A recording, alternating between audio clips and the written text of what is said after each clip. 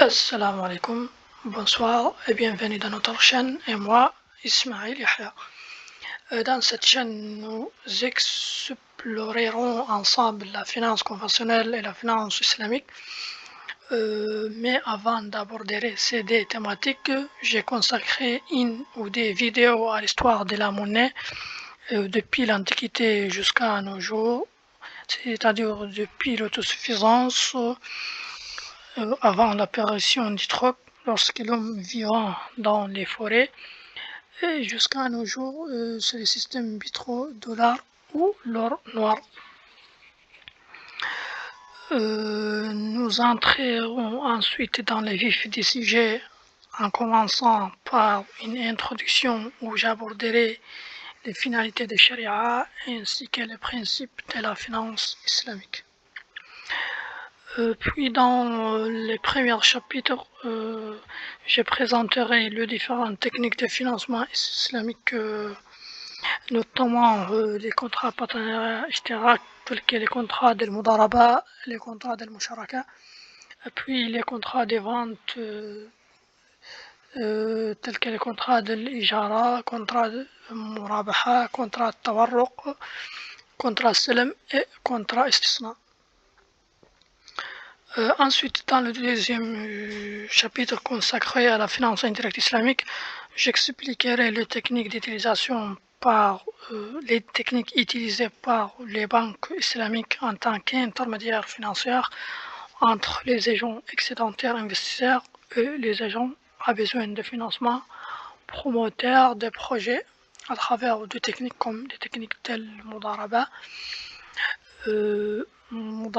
déplacement pour les gens souhaitaient déplacer leurs fonds dans les banques islamiques, puis les mudaraba parallèles de financement des clients, puis les mudaraba interbancaires, c'est-à-dire les mudaraba entre les banques, puis les mudaraba de refinancement, où c'est le rôle de l'intervention de la banque centrale pour financer les banques.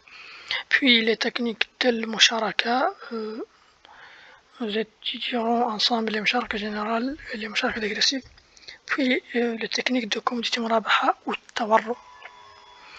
Nous étudierons aussi ensemble comment les banques islamiques peuvent collecter les dépôts et comment aussi les banques islamiques peuvent financer le client déficitaire, puis comment la banque centrale peut refinancer les banques. Aussi dans le dernier chapitre de la finance islamique, notamment les marchés financiers islamiques, nous examinerons ensemble les marchés de capitaux à long terme, précisément les soukouk et l'istithmar comme soukouk mudaraba, soukouk musharaka et soukouk ijara. Et nous précisons que les soukouk et l'istithmar diffèrent des obligations dans la finance conventionnelle, que la rémunération des obligations est fixée par un taux d'intérêt, tandis que celle des soukouk et l'istithmar dépend du profit réalisé. Aussi, ces soukouk sont émis premièrement dans les marchés primaires, puis négociés dans les marchés secondaires ou la bourse. Nous étudierons aussi les marchés des capitaux à court et à très court terme, comme les marchés gré à gré et les marchés monétaires ouverts. Dans les marchés monétaires ouverts, nous étudierons aussi les marchés des soukouk à court et à très court terme, comme les soukouk murabaha, comme exemple. Les soukouk murabaha aussi peuvent être échangés ou négociés dans les marchés gré à gré. Aussi dans les marchés interbancaires, nous étudierons comment les banques islamiques excédentaires peuvent financer les banques islamiques déficitaires, en partageant les profits générés par le financement d'un actif réel, selon les principes de partage des profits et des pertes, contrairement au système conventionnel où les prêteurs perçoivent un rendement garanti appelé taux au jour le jour. Donc, et je l'ai nommé ce pourcentage du rendement dans les marchés interbancaires islamiques par pourcentage de profit interbancaire. Aussi, ce pourcentage est encadré par des pourcentages de profit fixés par la Banque centrale islamique. Des pourcentages est équivalent au taux directeur, c'est-à-dire les taux de facilité de crédit et les taux de facilité de dépôt fixés par la Banque centrale dans les finances conventionnelles. Donc, je l'ai nommé dans les marchés, dans les finances islamiques par les pourcentages de profit plafond et les pourcentages de profit plancher. Aussi dans le marché des devises, malheureusement jusqu'à présent pas beaucoup d'informations sur ce sujet, mais je vais partager avec vous Hadith Ubadah ibn Samit dit, le prophète sallallahu alayhi wa sallam a dit, l'or contre l'or, l'argent contre l'argent, les blés contre les blés, l'orge contre l'orge, les dattes contre les dattes, les sels contre les sels, ils doivent être échangés en quantité égale, de même nature et de main en main. Si ces catégories diffèrent entre elles, alors vendez comme vous le souhaitez pourvu que ce soit de main en main. Pourvu que ce soit de main en main.